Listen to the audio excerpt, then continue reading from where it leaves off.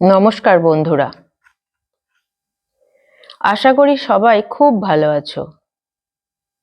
আজকে আমি তোমাদের জন্য একটা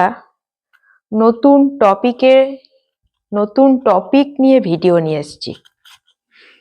সেন্টেন্সের যে 5টা ভাগ, assertive, interrogative, imperative, optative and exclamatory, সেই ভাগের মধ্যে একটা ভাগ হলো ইম্পারেটিভ সেন্টেন্স, যার বাংলা করলে আমরা পাই অনুজ্ঞাবাচক বাক্য। তোমরা এতক্ষণে বোর্ডের লেখাটা দেখে নিশ্চয়ই বুঝে গেছো টপিকটা কি। যাই হোক, বাংলাটা যাই হোক না কেন, আমাদের আসলে বুঝে নিতে হবে ইম্পারেটিভ সেন্টেন্স কোনগুলো। ইম্পারেটিভ সেন্টেন্স বা অনুজ্ঞাবাচক বাক্য হলো সেই সব বাক্য যে বাক্যের মাধ্যমে আমরা অনুরোধ, আদেশ, উপদেশ এগুলো বোঝায়। মানে কাউকে তুমি অনুরোধ করছো বা কাউকে আদেশ করছো কিংবা কাউকে উপদেশ দিচ্ছ, এই 3টে জিনিসই কিন্তু ইম্পারেটিভ বাক্যের মধ্যে অন্তর্ভুক্ত হলো। তো কিরকম ব্যাপার একটা একটা করে আসি। প্রথমে আমরা আসি আদেশ। আদেশের বাংলা কি, আদেশের ইংরাজি কি? অর্ডার, তাই তো? অর্ডারের বাংলা করলে দাঁড়ায় আদেশ।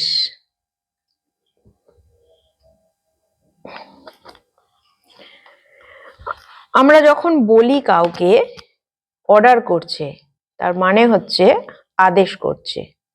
ORDER, order. অর্ডারের মানে হচ্ছে আদেশ করা বা আদেশ।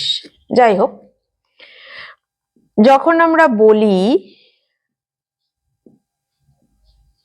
শাট দ্য ডোর, মানে এটা কি?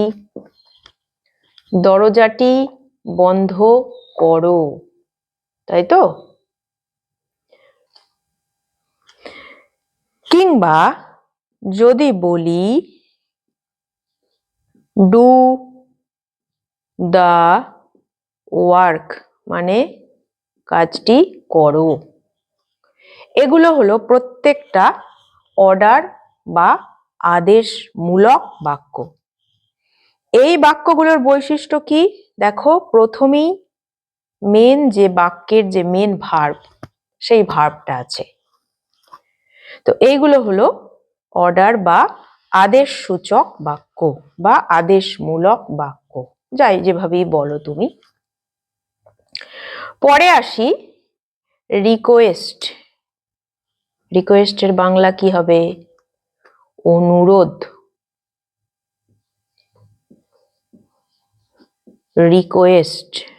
রিকোয়েস্টের বাংলা হলো অনুরোধ।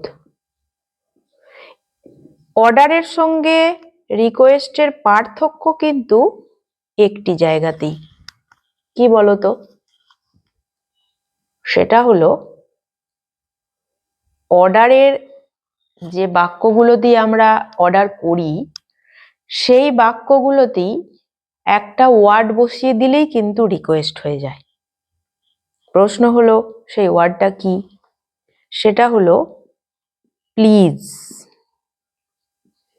Please shut the door,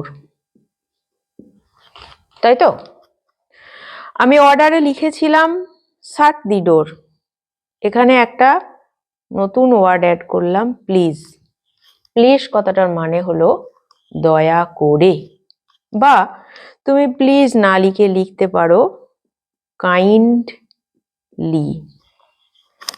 kindly মানেও দয়া করে, আবার প্লিজ মানেও দয়া করে। অর্ডারের সঙ্গে রিকোয়েস্টের ফারাক তুমি কিভাবে করবে? এই কিন্তু ওয়ার্ড দুটোকে দিয়ে। যে বাক্যে ওয়ার্ড দুটো থাকবে সেই বাক্যটা হলো রিকোয়েস্ট, আর যে বাক্যে এই ওয়ার্ড দুটো থাকবে না, সরাসরি মেন ভার্ব দিয়ে কোনো রকম কমেন্ট করা হবে, কোনো রকম আদেশ করা হবে, অর্ডার করা হবে, সেইটা হলো কিন্তু অর্ডার বা আদেশ। বা আমি যদি আরো লিখি, ধরো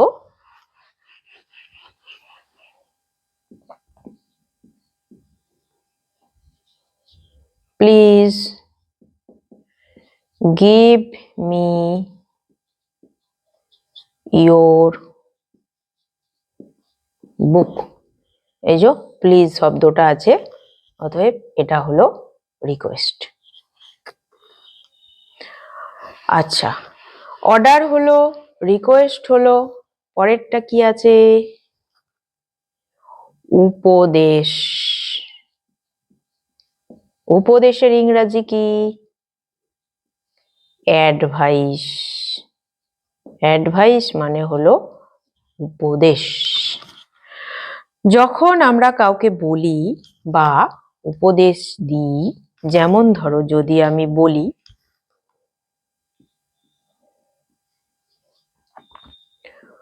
do not run in the sun. এখানে সান মানে সূর্য নয়, কিন্তু এখানে সান মানে রোদ্দুর। রৌদ্রের মধ্যে দৌড়দৌড়ি করো না। কিংবা যদি বলি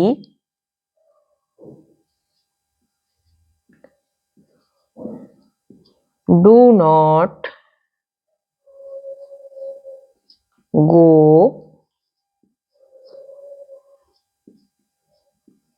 outside in the rain। বাইরে বৃষ্টির মধ্যে যেও না। তার মানে কি করছি আমরা? তাকে উপদেশ দিচ্ছি, মানে এগুলো করলে তার কোনো ক্ষতি হতে পারে, সেই জন্য তাকে এগুলো করা থেকে আমরা নিবৃত্তি করতে চাইছি।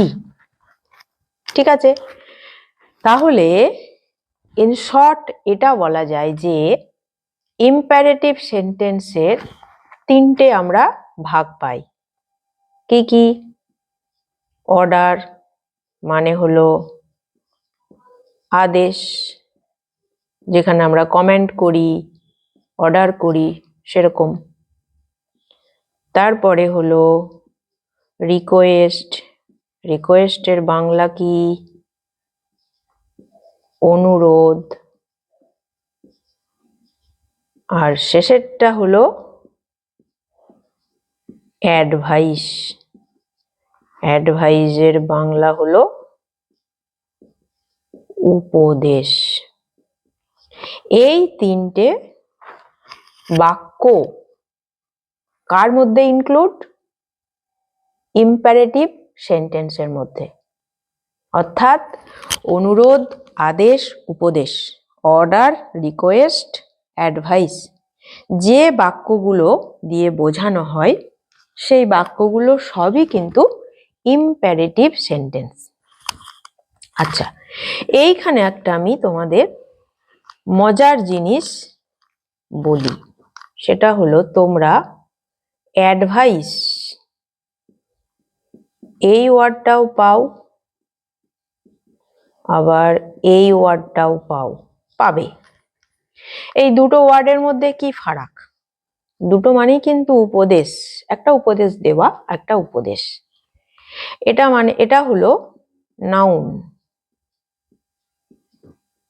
যার বাংলা হলো উপদেশ। আর এটা হলো ভার্ব বা ক্রিয়া, যার বাংলা হলো উপদেশ দেওয়া। তোমরা পার্টস অফ স্পিচ জানো, 8টা ভাগ: noun, pronoun, verb, adverb, adjective, preposition, conjunction, interjection. তার মধ্যে এটা হলো নাউন, এটা হলো ভার্ব। বানানটা কিন্তু, উচ্চারণ কিন্তু একই, অ্যাডভাইস, কিন্তু বানানটা কিন্তু পাল্টে যায়। নাউনে হয়ে যায় এডি ভিআইসিই, আর ভার্বে হয়ে যায় এডি ভিআইএসি। ঠিক আছে, মনে পড়লো আমার, তোমাদের জানিয়ে দিলাম, হয়তো তোমরা জানো, না জানলে একটু শিখে নেবে।